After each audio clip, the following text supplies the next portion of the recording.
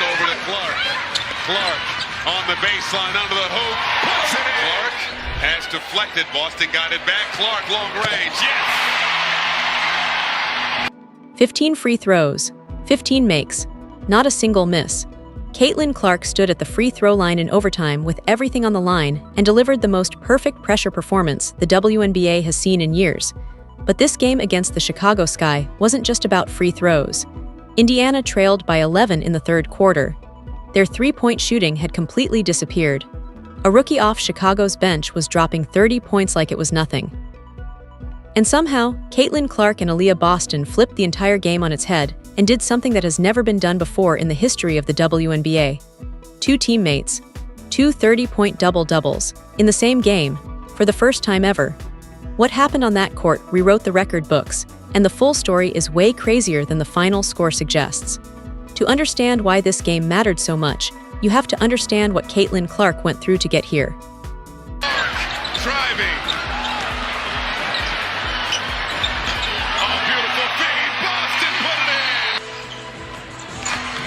Clark, right to the rim.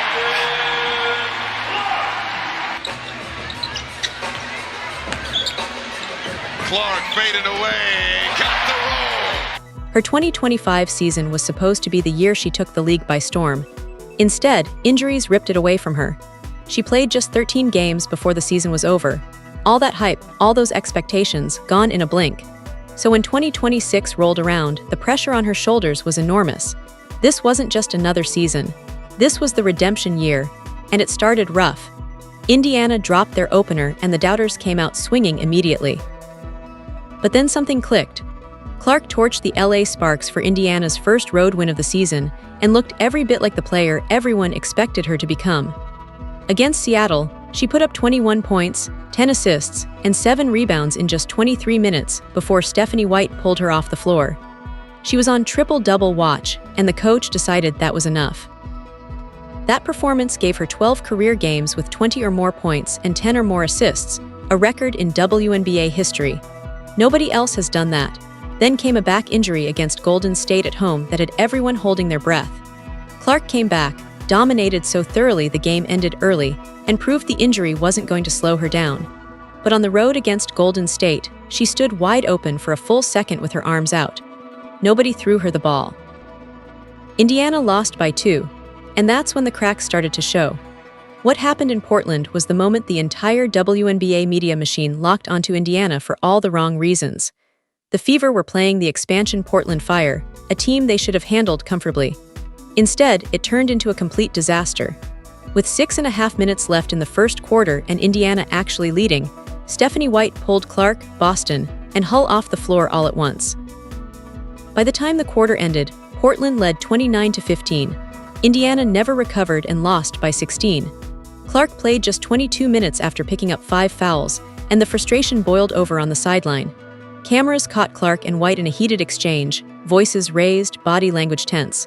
White called Raven Johnson over and subbed Clark out right after. The clip went absolutely viral. Within hours, every sports outlet in the country was running the story. Jason Whitlock went on air claiming the Fever were looking to move Clark to the LA Sparks. He called White crazy and said there was a divide in the locker room that couldn't be repaired. Rumors started circulating everywhere. Reports suggested that Clark was unhappy with her role, that the coaching was limiting her ceiling, that this team was fracturing from the inside. Now here's the thing. None of that was ever confirmed. Clark came out and said she didn't understand why the media was still running with it. White pushed back on every narrative and called it coaching. Both of them insisted there were no issues between them, just two fiercely competitive people who want to win. But the damage in the court of public opinion was already done. And Indiana had to keep playing basketball through all of it. What nobody realized was that the storm was about to get worse before it got better. If the Portland game was embarrassing, the New York Liberty game was straight-up gut-wrenching. Indiana had a 12-point lead. They were controlling the tempo, executing on both ends of the floor, looking like a team that had finally figured something out. Then the fourth quarter happened and everything unraveled. The Liberty ripped through Indiana's defense, exposed their free throw shooting, and erased that entire lead like it had never existed. Final score, Liberty 83, Fever 75. The criticism reached a whole new level after that loss. This team cannot close games. Clark doesn't show up in the clutch. The coaching staff is holding this roster back from what it could be. Indiana's record sat at a painfully mediocre 5-5, and the season was threatening to spiral into irrelevance. But instead of folding, Clark responded with venom. She led Indiana to a gutsy win over Atlanta with a performance that shredded every narrative about her inability to deliver in pressure moments. Then against Washington, she pulled off one of the most iconic shots of the entire WNBA season, a 31-foot buzzer-beater three that sent the arena into absolute pandemonium. That same game, Aliyah Boston quietly made history of her own, becoming the fastest center in WNBA history to reach 400 career assists. That's not a stat you hear talked about often, but it tells you everything about how Boston's game has evolved beyond just scoring and rebounding. She's become a legitimate facilitator, 2 consecutive wins. The confidence was surging through this roster, and then Chicago came to town for a game that nobody expected to turn into a historic night. Over 15,000 fans packed into Gainbridge Fieldhouse for this one, and Indiana gave them exactly what they came to see in the opening 12 minutes. The Fever came out with an intensity that felt fundamentally different from anything they had shown all season.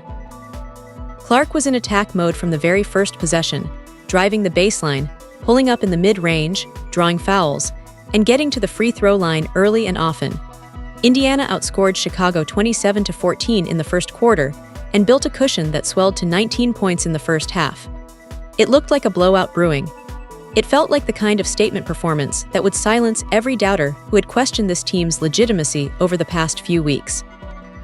But Chicago had a weapon sitting on their bench that absolutely nobody was prepared for. Sydney Taylor, an undrafted rookie guard who most casual fans had never even heard of, started knocking down shots. Then she knocked down more.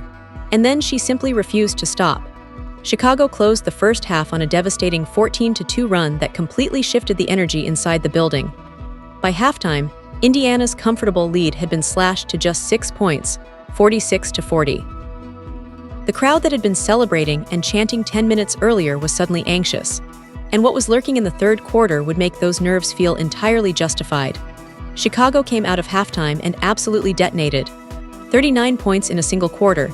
Let that number sit for a second. 39. Sydney Taylor was unconscious from the floor, draining shots with the poise and confidence of a 10-year veteran, not a player who went undrafted just weeks earlier. She made 9 of her first 10 field goal attempts, buried all 3 of her three-point tries, and finished the night with 30 points off the bench on a shooting efficiency that bordered on absurd. Her true shooting percentage for the game landed above 90%. 90. That is not a normal bench performance. That is the kind of individual eruption that single-handedly keeps a team alive. Skylar Diggins was creating in the mid-range with the footwork and craft that has made her one of the most respected guards in this league for over a decade. Azura Stevens was cleaning up on the offensive glass, giving Chicago second and third chance opportunities that Indiana's interior defense simply couldn't contain. The Sky's lead ballooned to 11 points, and the game started to feel eerily familiar.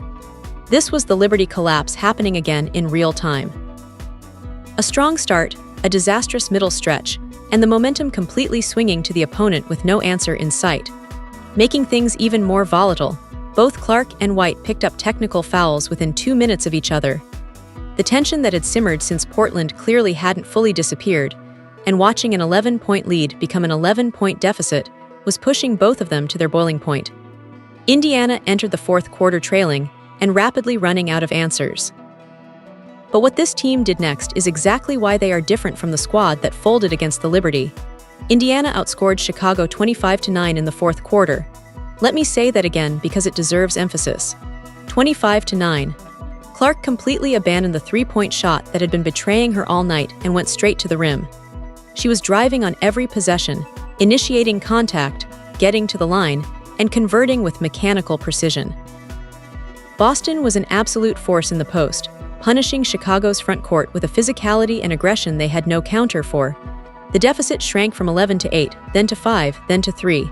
Gainbridge Fieldhouse erupted back to life, 15,000 fans sensing something remarkable unfolding in front of them. Clark stepped to the line with 18 seconds left and calmly sank 2 free throws to push Indiana's lead to 5. The game felt sealed. The comeback felt complete.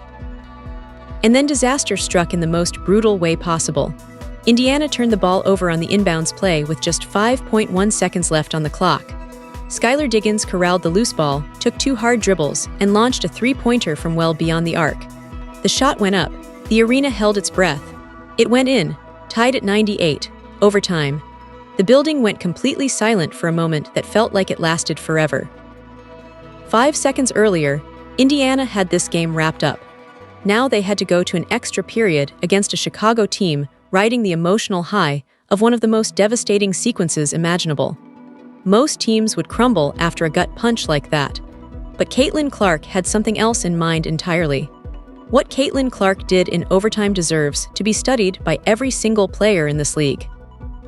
With her three-point shot completely absent all game, 1 for 6 from beyond the arc, 16%, she recalibrated her entire offensive identity and attacked the free throw line like her legacy depended on it. 15 attempts, 15 makes, 100%. Not a single miss with the game hanging in the balance, the crowd barely breathing, and a Chicago team that had just pulled off one of the most dramatic momentum swings of the entire season. She became just the 4th player in WNBA history to shoot a perfect 100% from the free throw line on 15 or more attempts. The names ahead of her on that list are Alina Del Don, who accomplished it twice, Brittany Sykes, and Angel McCautry. That is generational company. That is the kind of list where your name doesn't just appear by accident. Meanwhile, Chicago completely disintegrated on offense. The Sky went 1 for 8 from the field in the entire overtime period. Every ounce of momentum from Diggins' miraculous game-tying 3 evaporated the instant the extra period began. Indiana's defense locked in with a ferocity that hadn't been present for most of the second half. Boston controlled the glass with authority, and Clark converted every single trip to the charity stripe into points. The Fever made their first 23 free throws of the entire game before finally registering a miss, with just 46 seconds remaining in overtime. By that point, it was academic. The game was already decided. Indiana walked off the floor with a 114-106 overtime victory and a piece of WNBA history in their hands. Here's what the box score looked like when the dust finally settled. Clark finished with 32 points on 8 of 18 from the field, 1 of 6 from 3, 15 of 15 from the line, 10 assists, and 7 rebounds. Boston finished with 34 points on 13 of 26 shooting, 2 of 5 from deep, 6 of 6 from the line, 12 rebounds, and 4 blocks. Together, they became the first pair of teammates in WNBA history to both record 30-point double-doubles in the same game. That is not a footnote buried in a stats page. That is a landmark moment for this franchise and this league. It tells you everything about what this Indiana roster is capable of when both stars are firing at full capacity. Boston is quietly putting together a career-best season in 2026, averaging highs across nearly every statistical category.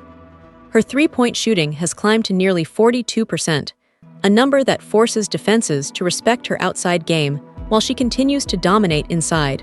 She's no longer just a post presence. She's a complete offensive threat. Kelsey Mitchell chipped in 19 points and 3 steals off the bench. Lexi Hull grabbed 7 offensive rebounds from the wing position, the kind of relentless hustle that never shows up in highlight packages, but fundamentally changes the math of a basketball game.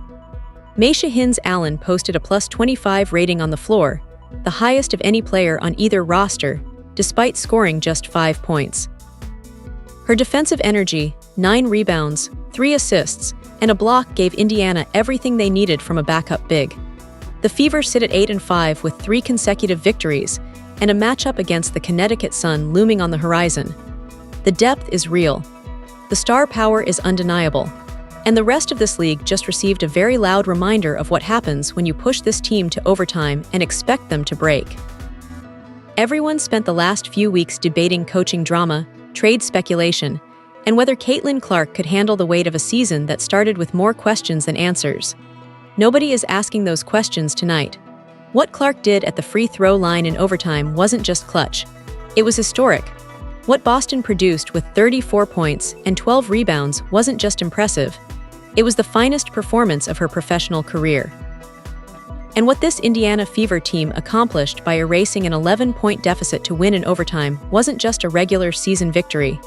It was proof that this roster possesses something the early season turbulence tried desperately to bury: talent, resilience, and the ability to deliver when absolutely everything is on the line.